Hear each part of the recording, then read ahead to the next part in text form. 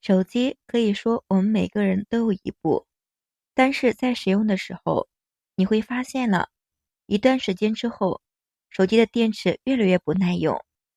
之前一天充2次电就可以，现在是一天要充上5、6次，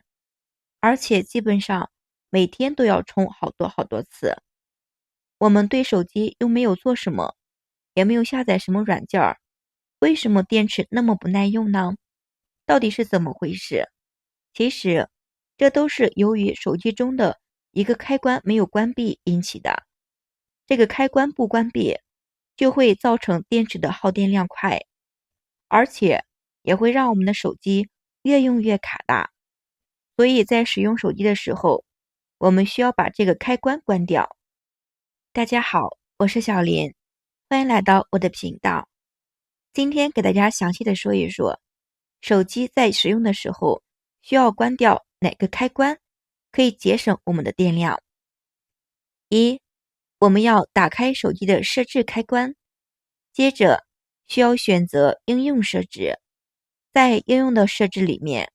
我们要打开应用的管理这个页面，再把里面不用的一些软件全部都关掉，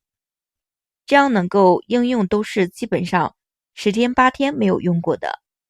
但是它们却在我们的后台一直耗电量，也会耗我们的流量的，所以我们找到它，需要把它们都关掉，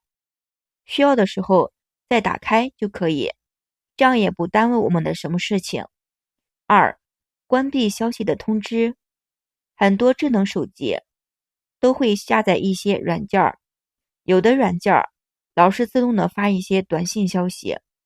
这样既浪费电，也会浪费流量的，而且净发一些没有必要的打扰。有的时候睡觉睡得比较香，也会被我们的消息打扰，所以这个东西一定要关掉。而且手机里面也是比较好找到的，找到通知和知告栏，这里可以看到手机上的所有软件，随便点开一个软件，里面会有一个允许通知，再把后面的开关关掉，这个软件通知功能就能够关闭。如果想关的软件比较多的话，我们就要选择批量的去管理，想关哪个软件就可以关哪个通知的消息，直接后面的开关就好了。这样一波操作，这些软件就不会再给你发送任何的消息，既省了一些电量，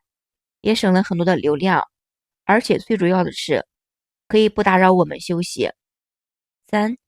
说到了手机屏幕，它就像一个电量的黑洞，真的是越亮越黑，越黑越亮，耗电量也是比较大的。很多朋友们为了追求更好的视觉体验，习惯的把手机的屏幕亮度调得很高，其实不知道的是，这也在无形当中增加了手机的耗电量的。我们想象一下，在阳光明媚的户外，高亮度的屏幕确实可以让我们看得见更清楚，但是光线灰暗的室内，亮的度一般都比较刺眼，而且会加速我们的电池耗电量的。所以我们要根据环境光线变化，也要手动的去调节一些屏幕的光度，或者需要开启自动的调节亮度的功能，让我们的手机根据周围的环境光线自动的调整屏幕的亮度，既能保证良好的视觉体验，又能够有效的节省我们的电量。除了屏幕亮了之外，蓝牙、WiFi 的功能也是手机里的一些隐形耗电轨的。很多人为了方便，习惯性的把这些功能全部都开启，但实际上，如果不及时的关掉它们，也会慢慢的消耗我们的手机电量的。4，关闭应用的软件自动的更新。如果在默认的情况下，手机的应用市场会不停的检查手机中的一些安装的软件没有更新的。如果没有更新的话，手机就会自动的更新。那么这样一来，应用的市场就会不停的各个网络连接到一起的服务器，就会把它们耗电量耗得比较厉害。所以我们要把它关掉。打开手机的应用软件，点开底部中的我的，再点开设置，然后进入到设置的页面。我们可以关闭应用市场上设置中的一些自动的一些系统更新，应用自动的同步，应用更新提示，这样能够避免应用市场频繁的这些软件服务器，能够节省我们的电量。5. 开启省电的模式。当手机电池电量比较低的时候，我们随时随刻可以进入设置的电池，开启省电的模式。此时手机会开启深色的模式，同时会关闭信息显示功能的。操作的方法也比较简单，我们先进入手机的设置电池里，然后再开启电池的电量模式。模式会限制一些性功能，还有一些软件，比如说降低屏幕的亮度，限制后台的一些应用活动，这样能够省电。6. 关闭的是分析与改进。同样，我们进入设置，然后再进入隐私，向下滑动到下面一个方向分析与改进，我们需要点进来，这样能够看到这里有一个数据，他们的数据显示了我们能够很好的分析这样的情况，而且对我们的隐私有一个泄露，还会保持的比较好。我们还可以将默默的一些开启状态，能够将其起包括关掉。手机为什么跑电比较快？这些坑你肯定踩过吧？电池老化，手机的中年危机。电池老化了，像家里面用久的电动车、电瓶车，刚买回来能够跑100公里，用2年之后只能骑到我们的学校。锂电池有自己的一些寿命的时间，反复的充电500次左右，容量就会下降。我们的旧手机就是个例子，刚买到的时候能撑6个小时，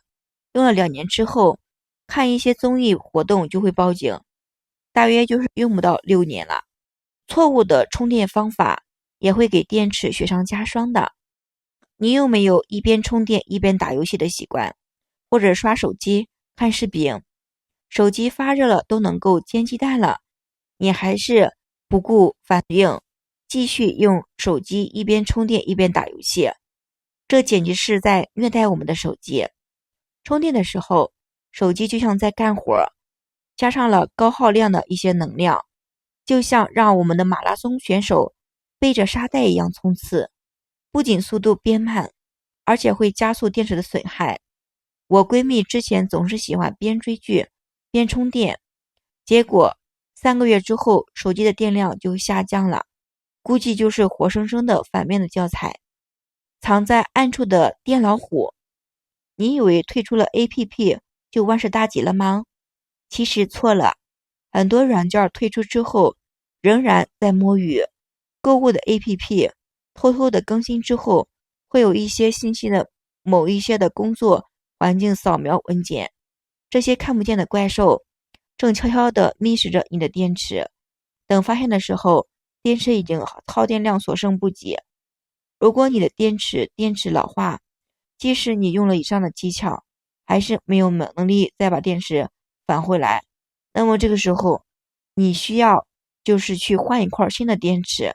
这样呢，我们电池又能够用上一段时间，而且还可以换一个新款的呀。电池焦虑，电池耗电快的小技巧，电池特别的，